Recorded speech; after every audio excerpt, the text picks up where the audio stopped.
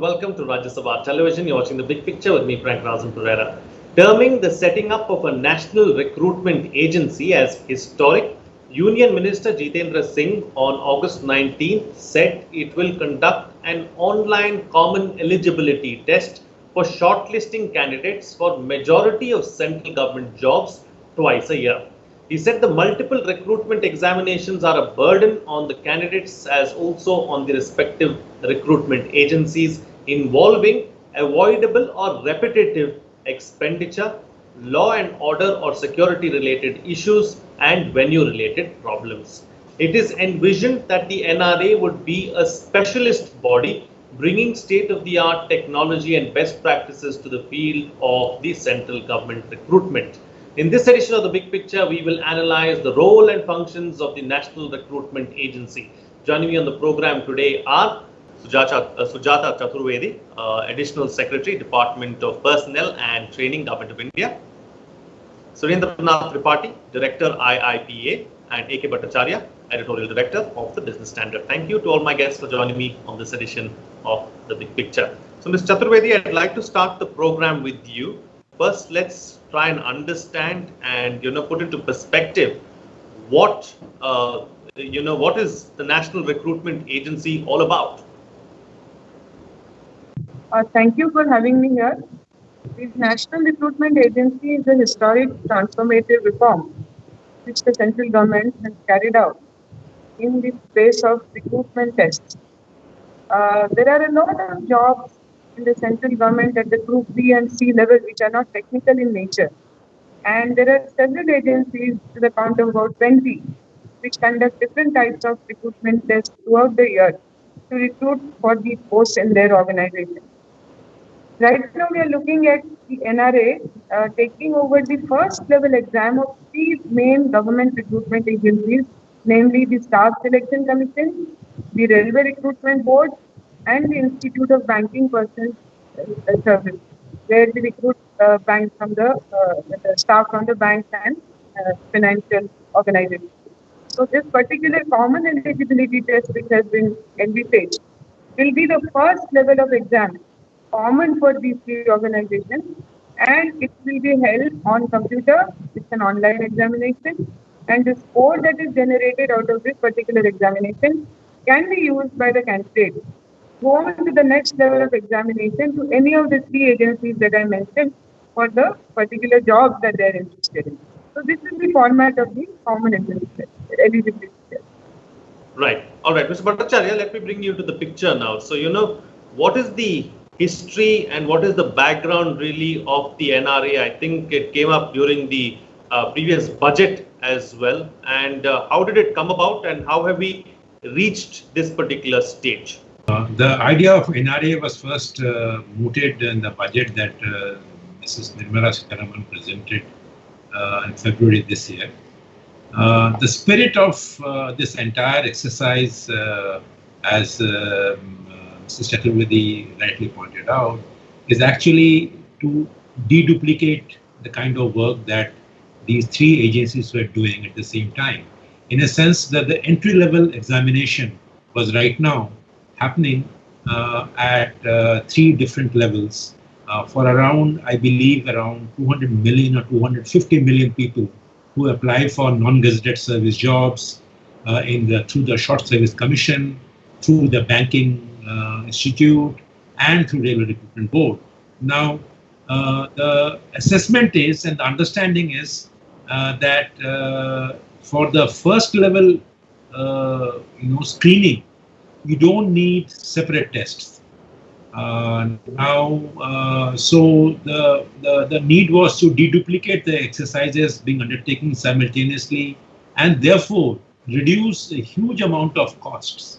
So I think while it will mean a lot of ease of taking exams, so to say, the government focuses a lot on ease of doing business and ease of living. I think this is aimed at, apart from ease of taking a job examination, it is also aimed at reducing the cost of these organizations incurring costs on various examinations. So that's the first big gain.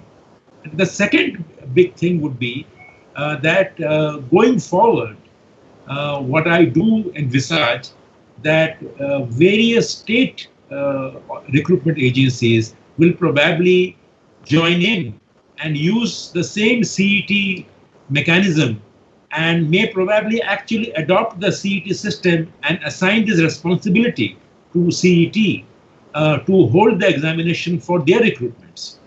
So if you look at the larger impact on the entire recruitment scenario, it will be quite phenomenal, and the cost of hiring will come down. There is only one condition attached to it, that I think none of these three agencies or the states that might embrace this system are talking about doing away with the second level and the third level examination, in the sense that it is a bit like the SAT examination that the US universities conduct, that you do a first level screening and then you go in for the second level and the third level screening for specific jobs. So states will be encouraged, in my view, to adopt this system, and if that happens, it is a big gain in terms of costs and in terms of ease of taking examination. And the final point at this stage, I would say, is that this also enjoins upon the state to some extent to create necessary infrastructure facilities for a large number of candidates who may not have direct access to online examinations, and even the facility they enjoy in terms of online examination is actually something that needs to be taken care of. The online education system, the current under the COVID situation, has brought out this fact that a large number of students, especially in smaller towns and cities, are just not been able to cope with the pressure of online education. So therefore, the lessons, I'm sure, will be drawn to make the infrastructure and training available, facilities available to these people who take on these CET kind of examination, which will be purely online. But the good news is the results, once you take it, will be valid for 3 years. So it is almost like the GRE examination, graduate record examination, which is valid for 5 years. So now this CET examination, once you take it, you are eligible for being considered for 3 next years. So it's to my mind, it's a big step. Right, absolutely. Let me take the points that you're making forward with Mr. Tripathi now. Mr. Tripathi, these points that Mr. Bhattacharya is making, how do we ensure that we have a seamless process in place? Considering that we are going through the pandemic has taught us so many new things, we are dealing with a new normal. How is it that we ensure that the system itself is improved? Let me first compliment the ministry for coming out with such a historic pro-youth and pro-recruitment system. The transparency and digitalization, these two tools will make it so popular and so universal that we will forget the missteps, and we will start discussing the virtues only. And I have reason to say so. We are going for a very fast-paced digitalization of our economy, be it fintech, be it health tech, be it edutech. So examination following the very old system, even for a preliminary test, like asking candidates to apply for 20 agencies 20 times, for 30 jobs 30 times, and then each candidate searching which job to apply, where to apply. And even if you apply, there is no reply when the examination will happen. Even if examination happen, when the result will happen. And if at all results happen, should I wait for the next result or should I carry on for the next examination? So as a student, as an aspirant, I'm in the life cycle of searching for where to appear, how to appear, and whether to appear. All these things will be put to rest with one universal national level examination. So harassment to the aspirant is the least. Second, we are asking for CET, in fact, common eligibility test, and that too using ICT. We are not saying it will be paper-based or otherwise. In fact, we are the only democracy where even the MLAs, MPs are elected through electronic voting machine. So people are fairly accomplished users of basic electronics. So we are converting our test for high school pass students, +2 pass students, and even graduates in smaller things, it will be virtually a cakewalk once they prepare for it. Single examination, list valid for 3 years, open in 12 national and Matrabhasha languages, will open an opportunity for youth across India. Otherwise, most of the examination, if you go to the what we call it pin code analysis of aspirants, you will find that major cities occupy major aspirants also. It doesn't mean that talents are not available outside these metro cities. Maybe because of all these paucities or maybe ignorance, they are not able to apply. Now this will open the new opportunity for Indians and youth eligible everywhere. And one more thing I would like to highlight at this stage, the way ministry has said that NRA will have center, at least one center in each district, which is a major improvement because it doesn't require how many candidates are appearing as long as centers are there everywhere. Because suppose railway is recruiting for somebody for Maharashtra, they might not have done the centers everywhere. Today, this facilitates that everybody can appear from anywhere in any examination. So there are a lot of opportunities. In fact, the youth should be on cloud 9 after this announcement.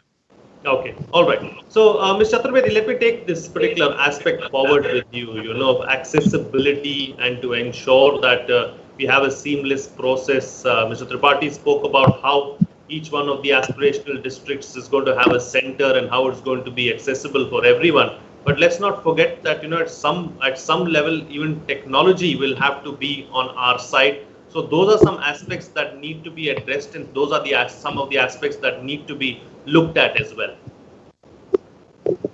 We are extremely mindful of the fact that there are certain basic assumptions when you say that the whole system will be on the latest technology. There will be a computer-based online exam. There will be registration on a portal, payment of fees on a portal. All this assumes a certain responsibility on the persons who are managing it. So the government is mindful of this. And what we have found that right now the whole exam system, the test exams that are conducted for recruitment that we're talking about, we're not talking of the academic exams, we're talking of the recruitment related exams. They're all essentially done without really the thought behind it as to how the rural or the disadvantaged candidates will access them, or how, let's say, the women will access them. That's a separate topic that we can perhaps discuss in a little more detail. So what we have envisaged in this particular project is that not only that there will be every system streamlined in a way that nobody is put to any difficulty, but we will also handhold, we will assist them. For example, we have put in a concept of a 24/7 helpline, which the National Authority Agency will run. We will also have mock tests put on tutorial mode for people to learn from, because there is a fear that if it's a computer test, I don't know how to do it. So that kind of thing we will use, and we will also be having regional offices in the major states, which will look after an entire region. So the regional offices will disseminate information in the local languages. They will make sure that people are put to no inconvenience.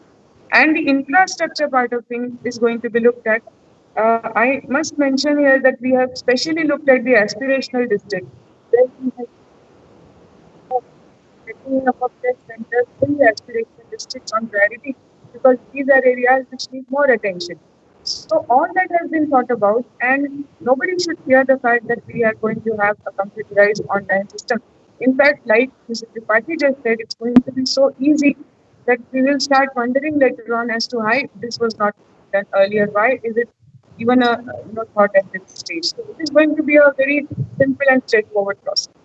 Okay, it's going to be a simple and straightforward process. The government is also going to ensure that there is some kind of hand holding for those who have trouble, is what Ms. Chaturvedi is suggesting. So there's nothing to fear. Just go with the flow, go with the system, and you'll see the benefits of it, is what the panelists are suggesting. Now, Mr. Bhattacharya, let me bring you to the picture. So, let's talk about why is there a need for a centralized mechanism as far as recruitment is concerned. What are some of the challenges that we are facing with the existing systems in place? Well, the way I look at it is that what happens is that let me start at the beginning. The assumption is that the basic level of requirements, whether it is at a non-gazetted service job or whether it is a bank clerk or a bank, or whether it is a railway person, railway recruitment board person. Now, if you make that recruitment, the assumption is that certain common attributes will have to be tested. I mean, whether it is basic mathematical competence, whether it is understanding of a certain language, and this assumes that English is not the only mode of language; it's the medium of. It could be any other regional language as well. So language, mathematics, and probably basic general knowledge and current affairs. So that is the screening process. That is what probably is meant by a CET. Now, if we try to make the CET too much of a specialized CET, then I think we are going to face some problem, because you cannot assume that a person's requirement as a bank assistant and the person's requirement in a government job, in a non-gazetted service, will be the same, just as in the railway recruitment board appointment job. So therefore, this does not do away at all at any point the second level and the third level examination. So railway recruitment board will not be able to do away with its entire recruitment paraphernalia. Similarly, I don't think the government will also be able to completely do away with that second level and the third tier examination system. What it does is that the preliminary screening, like you have seen in the national eligibility test for teachers, that the basic screening is done. So a basic screening is done. So so there are challenges in terms of that if somebody who is good for a banking job, it is the assumption is that he has to be good also for an SSC job or for an RRB job. But the trick would be how well the RRB examination in Tier 2 and Tier 3 and the SSC examination in Tier 2 and Tier 3 and the Banking Institute examination in Tier 2, Tier 3 are fine-tuned to keep this development in mind. So this will require further coordination between RRB, SSC, and the Banking Institute with the CET organization, so that there is no duplication of similar testing happening. So I think it's a great move. It needed to be introduced because, as I said, the ease of taking examination for students, and there are a large number of students who are going in for the jobs. But we have to be mindful, one, of the technological adaptation of the students, and two, that the recruitment agencies should fine-tune and reorient their Tier 2 and Tier 3 recruitment processes. If you don't do that, my sense is we will not be able to get the full advantage of this wonderful initiative.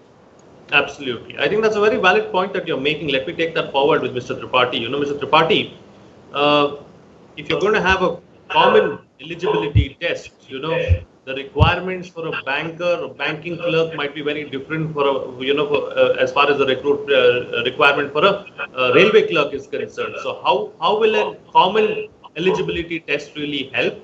And at some level, you're going to need multiple tests to try and see whether a person is exactly suited for A job or a B job. In fact, there are two ways of looking at it. One from the candidate's point of view, second from the recruiter's point of view. Let's first take up the recruiter's point of view. The common eligibility test or the Tier 1 test or the first level of test was earlier done by 20 agencies, maybe more. Now it will be done by one agency. So your harassment is reduced by 20 times less. As far as the aspirant's point of view, aspirant has to look at 20 times where is the vacancy, when is the exam, and whether it is going to happen, and when and where, and all those issues are there. So this brings the employer as well as possible aspirants together. So meeting of mind. Second thing, as you have said, that the requirement of a clerk of a railway or a clerk in State Bank of India may not be the same. But we are not recruiting for Bank of England and State Bank of India separately. There might be two requirements for these two banks. But recruitment of need for a clerk of Bank of Punjab or Punjab National Bank and State Bank of India, even railways, and for that purpose, Atomic Energy Commission, the role of clerk and the job that is assigned to a clerk is more or less one and the same as one. Two, the aspirants are one and the same. It is the same people who apply for a State Bank, maybe ISRO, maybe anywhere. So it makes no difference as far as an aspirant level is concerned. It is a recruitment agency who will decide what qualification and skill set that I have, which makes me more suitable for a job. Third thing which I would suggest, that suppose Rajya Sabha TV wants to recruit 3 clerks, maybe for 30 days. Do you think you will conduct a test all over India? Answer is no. You will try to arrange locally. Today, here is a platform that we are creating and likely to be created. Virtually become a gem of recruitment. Initial level sorting out is there. Then you compare the candidates and take up your call. I think many more things will happen when it unfolds itself, because many things are, a notification cannot answer all the queries and maybe all the suspicion. Many more advantages will be there when the system starts functioning. Because you must have thought when SSC was created, we thought that all the problems of recruitment are solved because there is one agency which recruits for 30-40 ministries. But now the time has come to have one agency for bank, government, PSU, central PSU, and as Mr. Bhattacharya was rightly saying, why not state government and many other stakeholders who are searching for employed youth or employable youth use this opportunity. And one more point which is related to it. Suppose a high school pass student, he lives in Calcutta, he wants to get a job and perhaps prepared to work in Cochin. This facilitates. Earlier it was simply impossible because he will never know. Even if he knows, he cannot go. Even if he goes, he may not be. Maybe aged out because of the system. And the system is not foolproof when it is done at many places. In the past also there have been experiences that people were not allowed to appear in exam for region A or region B. Maybe other regions somewhere, flood is there somewhere, drought is there somewhere, other issues are there. So one test, twice test in a year for 1.25 lakh job is a very big deal that the youth are being offered. And it is part of the Atmanirbhar initiative and ease of living. And in fact, I was talking to somebody, he said, sir, jab self-testing was allowed, we were so happy that auto attestation is allowed, government is trusting me. When interview were disallowed in Group D job, everybody appreciated. This is the next logical step in bringing transparency in the recruitment of the government sector. Thank you. Okay, time now to get closing comments from all my guests with the best way forward and what needs to be done and how do we continuously improve on the existing systems. Starting first with you, Ms. Chaturvedi. I would like to add one very important aspect of what Mr. Bhattacharya and Tripathi sir pointed out. The thing is, you see, right now, all the recruiting agencies spend a disproportionate amount of time and energy conducting the first level test, because that is by far the biggest test. So if they are freed of that burden by NRA, and then they can, like he pointed out, that the quality of their next level test will matter in terms of selecting the right fit, the square pegs in the square hole. So if the bandwidth of that organization is freed of this entire burden of conducting the biggest mammoth test, which is the CET, then I think the job is very easy for them. They can focus on the particular kind of exam or skill set that they are looking for in that organization. We will have better, organizing of the exams at the next level, better selection of candidates, and a win-win situation for the people who get selected and who get chosen on their merit. It becomes a little more transparent also. And with that, what I would like to say is that it is a huge and transformative idea that has finally seen the light of day.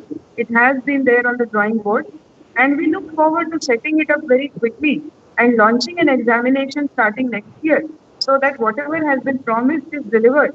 And the idea is that we reach out to the disadvantaged people, the women who sometimes find it very difficult to travel to metros and to appear for exams because they are not chaperoned. All that is being looked at with the minutest of details.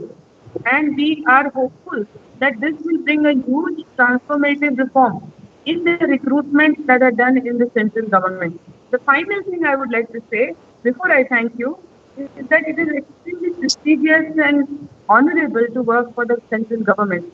That is why we have so many youth aspiring to join the central government. And by enabling them to realize their potential, especially the disadvantaged section, what NRA is supposed to do is a huge service to the nation in itself. So thank you very much for letting me appear in this particular talk. Thank you. Thank you, Ms. Chaturvedi, for sharing your views and putting those things into perspective for us. Mr. Bhattacharya. Well, my closing comments would be that this is definitely going to raise expectations of people hugely, because, as I said, this is a very good scheme. But it is also a very ambitious scheme. So, in my view, the focus should now be one on creating necessary capacity in the system and build the necessary infrastructure, particularly in those 117 aspirational districts, because the disappointment arising from anything that goes wrong from such an ambitious scheme can be very, very risky, because the only fear I would say that we as the government, we in the system should be wary of, is that there's a danger of the digital divide getting deeper in this process. So every attempt should be made by which the digital divide is bridged, and make sure that even if the lowest of the low category of people who are not digitally that proficient are taken on board, so that at least from a screening point of view, there is no discrimination because of your digital backwardness. That's what I would Absolutely. And Mr. Tripathi, close the show for us with your concluding remarks. In fact, NRA is not a literacy program that everybody should be included at the same plane. It is the test of the willing who are offering themselves for a particular job.